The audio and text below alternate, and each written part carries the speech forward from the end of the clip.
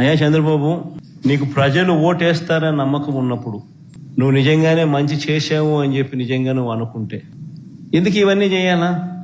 నువ్వు ప్రజలకు మంచి చేయలేదని నీకు తెలుసు కాబట్టి, ప్రజలు నీకు ఓటు వెయ్యరు అని నీకు తెలుసు కాబట్టి, ప్రజాస్వామ్యబద్ధంగా ఎన్నిక జరిగితే నీకు ఓట్లు పడవు అని నీకు తెలుసు కాబట్టి ఈ స్థాయిలో దౌర్జన్యానికి దిగుతా ఉండవు.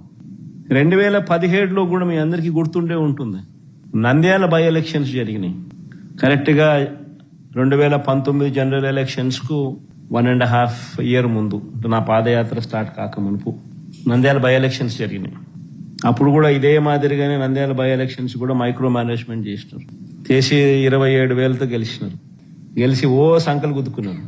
27,000 గెలిచినా వైఎస్ఆర్సీపీ పని అయిపోయింది, తెలుగుదేశం పార్టీ బాయింట్ గా ఉంది, బ్రహ్మాండంగా ఉంది అని అందరితో నన్ను తిట్టించినారు, వైఎస్ఆర్సీపీని తిట్టించినారు, తెలుగుదేశం పార్టీ బ్రహ్మాండంగా ఉందన్నారు. కరెక్ట్ గా 1.5 year తర్వాత అదే నంద్యాలలోనే 35,000తో గెలిచినాం వైఎస్ఆర్సీపీ. రాష్ట్ర వ్యాప్తంగా కూడా చంద్రబాబు నాయుడు భూస్థాపితం చేసినారు ప్రజలంతా. ఎక్కడైనా కూడా ప్రజాస్వామ్యంలో ప్రజలకు మంచి చేసి ఓట్లు అడిగితే, ప్రజలు మనస్ఫూర్తిగా ఆ ఓట్లు వేస్తే 4 కాలాలు వర్ధిల్లుతారు.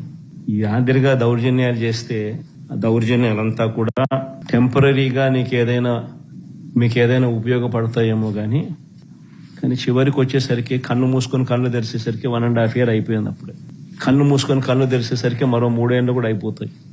ఆ 3 ఏళ్ళు అయిపోయిన తర్వాత తెలుగుదేశం పార్టీ వీళ్ళు చేసిన అన్యాయాలకు, దౌర్జన్యాలకు, అబద్ధాలకు, మోసాలకు ప్రజలు ఏ స్థాయిలో బుద్ధి చెబుతారు అని అంటే డిపాజిట్లు కూడా రాని పరిస్థితి లేకపోతారు వీళ్ళంతా. ఇది వాస్తవం.